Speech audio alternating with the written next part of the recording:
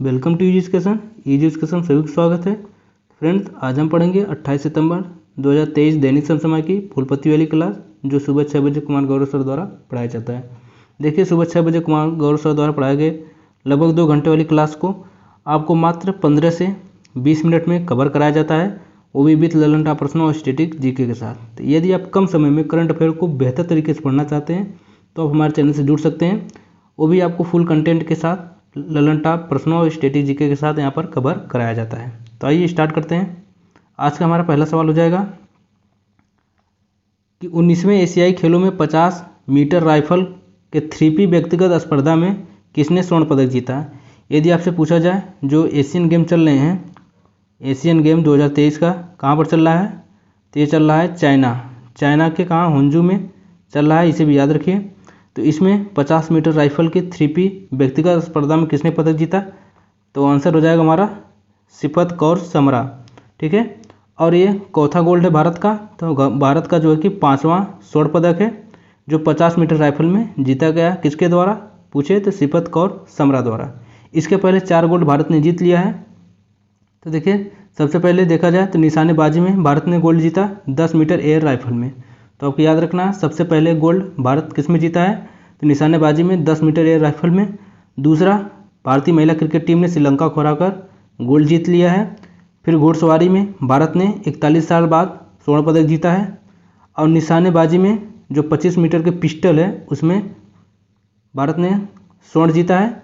तो अगर पूछे कौन कौन से थे खिलाड़ी, तो मनु भाकर, ईशा सिंह और रिदम जो थे, ये सब खिलाड़ी जो कि निशानेबाजी के 25 मीटर पिस्टल में स्वर्ण जीते हैं।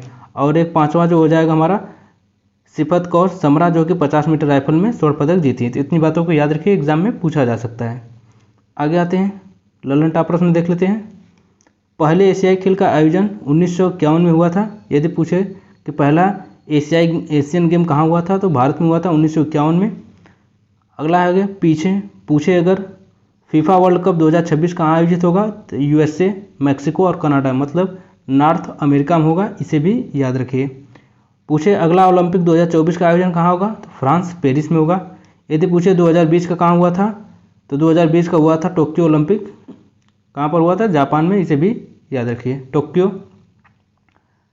ओलंपिक जापान में हुआ था, इसे भी याद रखिए। आगे आते हैं, अगला प्रश्न हमारा, हाल ही में ऑस्कर 2024 में सर्वश्रेष्ठ विदेशी भाषा फिल्म श्रेणी में भारत का प्रतिनिधित्व करने वाली फिल्म कौन सी है। यदि पूछे 2024 के ऑस्कर में सर्वश्रेष्ठ विदेशी भाषा फिल्म श्रेणी में भारत का प्रतिनिधित्व करने वाली फिल्म कौन सी है, तो इसका सही आंसर हो जाएगा 2018 एवरीवन इज़ द हीरो। इसका मतलब कि सभी लोग हीरो हैं। ये फिल्म जो है ऑस्कर 2024 में भारत की तरफ से प्रतिनिधित्व करने वाली है। यदि पूछा जाए डायरेक्टर कौन है, तो डायरेक्टर हो जाएंगे एंथनी जोसेफ। ये किस भाषा में है, तो मलयालम भाषा की फिल्म है। अगर पूछा जाए केरल में 2018 में आई भीषण बाढ़ के ऊपर बनाई गई ये फिल्म है, तो पूछे किसके ऊपर बनी फिल्म, तो केरल में 2018 में आई जो भीषण बाढ़ थी उसी के ऊपर ये बनाया गया था। तो 2018 everyone is the hero Oscar 2024 में भारत की तरफ से हिस्सा लेगी, इसे भी याद रखिए। अगर पूछे इसके डायरेक्टर कौन है, तो एंथोनी जोसेफ इसके डायरेक्टर हैं। आगे आते हैं, ललन टॉप प्रश्न देख लेते हैं।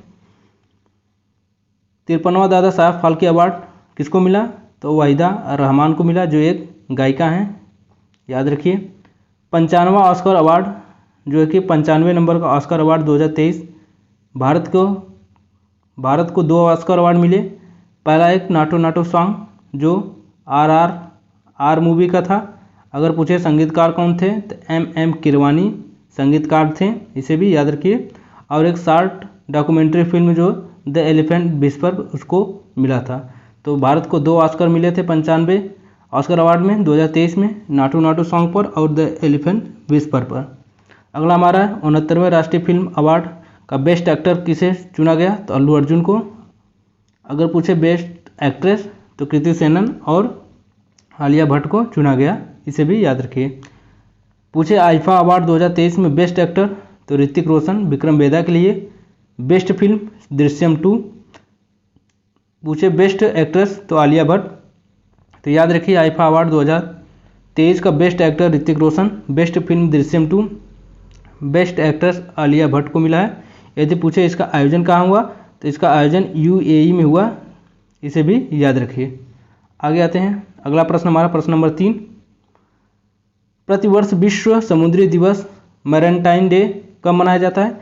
यदि आपसे पूछा जाए कि प्रतिवर्ष विश्व समुद्री दिवस, तो आप इसको मैरीटाइम डे याद करिए। वर्ल्ड मैरीटाइम डे कब मनाया जाता है? तो सितंबर माह के अंतिम गुरुवार को मनाया जाता है। तो अब की बार अंतिम गुरुवार कब पड़ा? तो 28 सितंबर को पड़ा, इसे भी याद रखिए। तो आपसे हिंदी वाला मत याद करिए, अंग्रेजी वाला याद करिएगा। पूछे वर्ल्ड मैरीटाइम डे कब मनाया जाता है? तो 28 सितंबर को मनाया जाता है। इसकी थीम क्या थी? तो पर्यावरण को ध्यान में रखकर समुद्र का विकास करना इसका थीम था, इसे भी याद रखिए।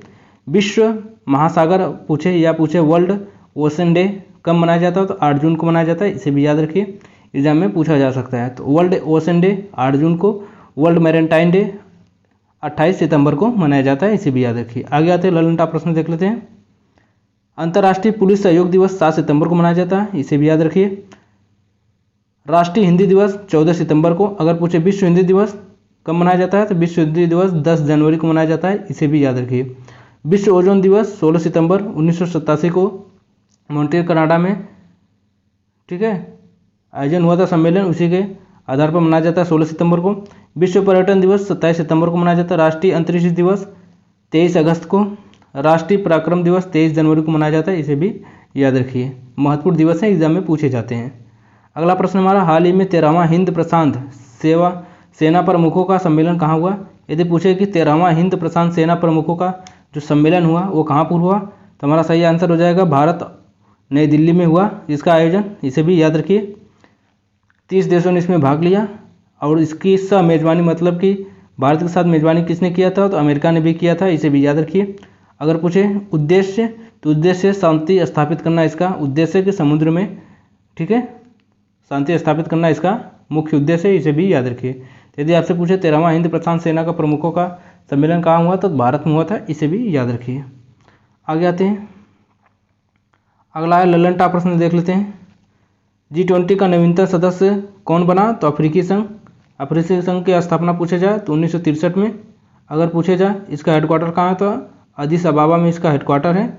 इसमें कितने देश हैं? तो 55 देशों का समूह है। तो ये जो G20 का 21वां सदस्य बन चुका है, इसे भी याद रखिए। G7 2023 की अध्यक्षता किसने की? तो जापान ने की। ब्रिक्स 2023 का होस्ट कौन किया? साउथ अफ्रीका ने। एशियन 2023 का होस्ट किसने किया? आसियान का, तो जकार्ता इंडोनेशिया। अगर पूछे आसियान 2023 का किसने किया? जकार्ता इंडोनेशिया ने। 90वीं इंटरपोल की बैठक न्यू दिल्ली भारत में हुई, इसे भी याद रखिए। SCO 2023 के होस्ट भारत ने किया, इसे भी याद रखिए, एग्जाम में पूछे जाते हैं। अगला प्रश्न है, JP मॉर्गन भारत के सरकारी बॉन्ड को अपने इंडेक्स इमर्जिंग मार्केट सूचकांक GBI-EM में कब शामिल किया? यदि पूछे कि जो JP मॉर्गन एक संस्था है, वो सरकारी बॉन्ड, भारत के सरकारी बॉन्ड को अपने इंडेक्स, एक इंडेक्स जारी करती है, इंडेक्स इमर्जिंग मार्केट सूचकांक में भारत के सरकारी बॉन्ड को कब शामिल किया? तो आंसर हो जाएगा हमारा 2 जून 2024 को, 24 को इसमें शामिल करेगा, ठीक है। इसमें विकासशील और उभरती अर्थव्यवस्था को शामिल किया गया है। तो जिन देश विकासशील हैं और उनकी उभरती अर्थव्यवस्था उसको शामिल किया गया, तो भारत को हाल ही में इसमें शामिल किया गया। तो 2024 में इसको शामिल किया जाएगा, इसे याद रखिए। पूछे JP मॉर्गन भारत के सरकारी बॉन्ड को अपने इंडेक्स इमर्जिंग मार्केट सूचकांक में भारत को कब शामिल करेगा? तो 2024 में शामिल करेगा, इसे भी याद रखिए। ललनटा प्रश्न देख लेते हैं। विश्व खुशहाली सूचकांक भारत 126वीं पर है। अगर पूछे शांति सूचकांक में भी भारत 126 स्थान पे, तो शांति और खुशहाली में दोनों पे भारत 126 पे है, इसे भी याद रखिए, एग्जाम में पूछे जाते हैं। आगे आते हैं, ग्लोबल जेंडर गैप इंडेक्स में भारत 127वें पे है, इसे भी याद रखिए। लॉजिस्टिक परफॉर्मेंस इंडेक्स भारत 38वें पर है। जारी कौन करता है? तो वर्ल्ड बैंक जारी करती है। Fire power index bank Bharat 4थे स्थान पर है। वर्ल्ड प्रेस फ्रीडम इंडेक्स में भारत 161वें स्थान पर है। ऊर्जा संक्रमण सूचकांक भारत 67वां स्थान, और इसको जारी कौन करता है? तो वर्ल्ड इकोनॉमिक फोरम इसे जारी करती है, इसे भी याद रखिए। आगे आते हैं, अगला प्रश्न है हमारा, हाल ही में प्ले स्टोर का भारतीय वर्जन इंडस ऐप स्टोर किसने लॉन्च किया है? देखिए हाल ही में जो कि प्ले स्टोर का भारतीय वर्जन आ गया है कौन, इंडस ऐप स्टोर। किसने लॉन्च किया है, तो फ़ोनपे ने लॉन्च किया है। आप देखिए प्ले स्टोर से जो ऐप डाउनलोड करते हैं जितना, वो प्ले स्टोर डाउनलोड करते हैं किसका है, गूगल का है। तो उसी को एकाधिकार को ख़त्म करने के लिए, तो गूगल के एकाधिकार को ख़त्म करने के लिए, मोनोपोली को ख़त्म करने के लिए 12 भाषाओं में किसने लॉन्च कर दिया है, फ़ोनपे ने अपना एक भारतीय वर्जन का play store, Indus play store. ठीक है, इंडस ऐप प्ले स्टोर, इसे भी याद रखिए, एग्जाम में पूछा जाएगा। इंडस ऐप स्टोर भारत ने लॉन्च किया है, किसको काउंटर करने के लिए या किसको, मोनोपोली को ख़त्म करने के लिए, तो गूगल के मोनोपोली को ख़त्म करने के लिए, इसे भी याद रखिए। स्थापना पूछे फ़ोनपे की तो 2015 में हुई थी, इसे भी याद रखिए। आगे आते हैं, ललन टॉप देख लेते हैं। लीसा AI आधारित क्षेत्रीय न्यूज एंकर उड़ीसा की है, इसे भी याद रखें। पूछे लीसा क्या है, तो AI आधारित क्षेत्रीय न्यूज एंकर है उड़ीसा की। चैट GPT किसने लॉन्च किया, तो ओपन AI ने। गीगा किसने लॉन्च किया, तो रूस द्वारा। बार्ड चैट बोट किसने लॉन्च किया, तो गूगल, इसे भी याद रखिए, एग्जाम में पूछे जाएंगे।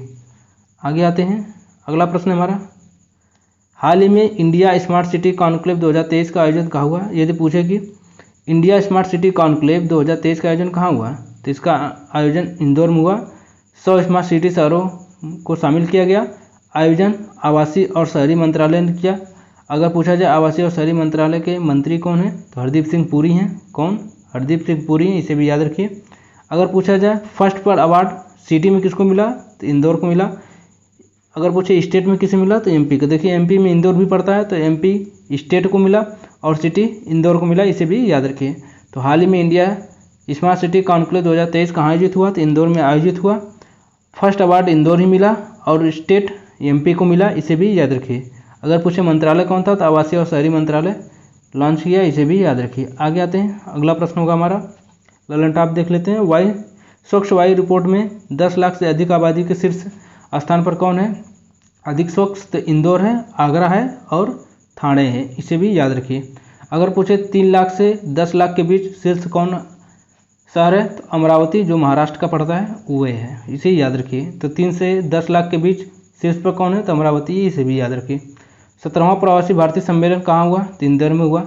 अगर पूछें हमारे मुख्य अतिथि कौन थे, 17 नंबर का था, मुख्य अतिथि थे कौन, गयाना के राष्ट्रपति इरफान अली। ठीक है, मोहम्मद इरफान अली हमारे मुख्य अतिथि थे।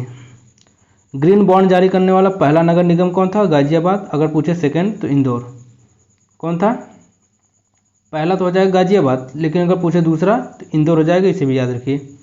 भारत की पहली स्मार्ट सिटी भुवनेश्वर उड़ीसा की है। अगर पूछे 100वीं कौन है, तो शिलांग मेघालय है, इसे भी याद रखिए। तो भारत की पहली स्मार्ट सिटी भुवनेश्वर और 100वीं शिलांग मेघालय है। आगे आते हैं, अगला प्रश्न हमारा, हाल ही में केंद्र सरकार ने आस्पा की समय सीमा को कहाँ पर बढ़ाया। तो देखिए आस्पा क्या है, सबसे पहले हम देखेंगे आस्पा क्या है। तो आस्पा का फुल फॉर्म हो जाएगा armed force special power act. इसका मतलब कि सेना को अतिरिक्त पावर और स्पेशल पावर देना। ठीक है, तो इसकी स्थापना पूछे तो 1958 के एक्ट से हुई थी। नागाओं के विद्रोह को निपटाने के लिए किया गया था, इसे भी याद रखिए। तो पूछे आस्पा की स्थापना 1958 में क्यों किया गया था, नागाओं के विद्रोह को निपटाने के लिए किया गया था। तो अभी हाल ही में जो है कि आस्पा का कानून जो बढ़ा दिया गया 6 महीने के लिए, कहाँ पर, अरुणाचल प्रदेश। कहाँ पर, अरुणाचल प्रदेश और कहाँ पर, नागालैंड में। तो अरुणाचल प्रदेश नागालैंड में इसको बढ़ा दिया गया है 1 अक्टूबर 2023 से 6 माह के लिए बढ़ाया गया, इसे भी याद रखिए। आगे आते ललन टॉप प्रश्न देख लेते हैं। नागालैंड भारत का राज्य कब बना, तो 16वां राज्य बना 1 दिसंबर 1963 को, इसे भी याद रखिए। अगर पूछे संविधान संशोधन, तो 36वां संविधान संशोधन हुआ था, इसे भी याद रखिए। नागालैंड की सर्वोच्च चोटी माउंट सारामती। सिक्किम राज्य की स्थापना, नागालैंड का ना, ये हो गया सिक्किम का। ठीक है, नागालैंड का नहीं, ये सिक्किम का हो जाएगा। 36 कॉन्स्टिट्यूशनल अमेंडमेंट 1975 में हुआ था, इसे भी याद रखिए। तेलंगाना की स्थापना 2 जून 2014 को हुई थी, इसे भी याद रखिए। आगे आते हैं, अगला प्रश्न हमारा, ऑल इन वन किफ़ायती बीमा कवर बीमा विस्तार कौन प्रारंभ करेगा। तो पूछे किफ़ायती बीमा कवर बीमा विस्तार कौन प्रारंभ करेगा, ऑल इन वन। तो IRDAI मतलब insurance regulatory and development authority of India इसको प्रारंभ करेगी। अगर पूछे उद्देश्य क्या है, तो भारत के हर कोने तक बीमा कवरेज को बढ़ाना इसका उद्देश्य है। अगर पूछे IRDAI की स्थापना 1999 में मल्होत्रा समिति की सिफारिश पर हुई थी। ये वैधानिक संस्था कब बना? तो 2000 के एक्ट से बना। अगर पूछे इस समय वर्तमान में हेड कौन है? तो देवाशीष पांडे इसके हेड हैं, इसे भी याद रखिए। तो IRDAI का फुल फॉर्म हो जाएगा insurance authority regulatory and development authority of India. ठीक है, आगे आता है ललन टॉपर प्रश्न देख लेते हैं। RBI की स्थापना यंग हिल्टन आयोग या शाही आयोग से हुआ था। एक्ट पूछे तो एक्ट हो जाएगा आपका 1934। अगर पूछे स्थापना कब हुई तो 1 अप्रैल 1935 को इसकी स्थापना होती। यदि पूछे क्या इसका राष्ट्रीयकरण कब हुआ था तो 1 जनवरी 1949 को इसकी स्थापना राष्ट्रीयकरण हुआ था, इसे भी याद रखिए। आगे CBC की स्थापना संतालन समिति के द्वारा हुई थी। लोक सेवा आयोग की स्थापना ली कमीशन के आयोग से हुई थी। रेलवे बोर्ड की स्थापना रॉबर्टसन आयोग से हुई थी, इसे भी याद रखें। महत्वपूर्ण आयोग हैं जो एग्जाम में पूछे जाते हैं। अगला हमारा है मुख्यमंत्री अल्पसंख्यक उद्यमी योजना कहाँ प्रारंभ की गई? देखिए, अल्पसंख्यकों को उद्यमी बनाना, स्वरोजगार, खुद पर स्टार्टअप खड़ा करना, ये कहाँ के मंत्री ने, मुख्यमंत्री कहाँ के, किस राज्य ने इसको लॉन्च किया? तो बिहार राज्य ने इसको लॉन्च किया। बिहार के CM जो है नीतीश कुमार, इन्होंने इसकी घोषणा की है। इसमें क्या करा? अल्पसंख्यकों को स्वरोजगार के लिए प्रेरित करना और उन्हें 10 लाख रुपये, 5 लाख रुपये लोन के रूप में, 5 लाख जो है कि सब्सिडी के रूप में दिया जाएगा। अगर पूछे कितनी फंडिंग की गई इसके लिए तो 100 करोड़ फंडिंग की गई, इसे भी याद रखिए। ललन टॉप प्रश्न देख लेते हैं। ललन टॉप आते हैं, देखिए मुख्यमंत्री सीखो कमाओ योजना किसने लॉन्च की? तो MP ने। CM चिरंजीवी योजना में राजस्थान ने लॉन्च किया। इसमें 25 लाख रुपये का स्वास्थ्य बीमा दिया जाता है, इसे भी याद रखिए। इंदिरा महिला स्मार्टफोन राजस्थान ने लॉन्च किया। सभी महिलाओं को स्मार्टफोन जो है कि मुफ्त में और इंटरनेट साथ में मुफ्त दिया जाएगा। गूगल ने अपना 20वां स्थापना दिवस मनाया। यदि पूछा जाए गूगल की स्थापना कब हुई थी? 27 सितंबर 1988 को हुई। सर्गे ब्रिन और लैरी पेज के द्वारा किया गया था। अगर पूछे गूगल का CEO कौन है तो सुंदर पिचाई। ठीक है, तो इतनी बातें याद रखिए। यदि क्लास पसंद आए तो लाइक कीजिएगा, सब्सक्राइब कीजिएगा। मिलेंगे नेक्स्ट वीडियो में, तब तक के लिए जय हिंद।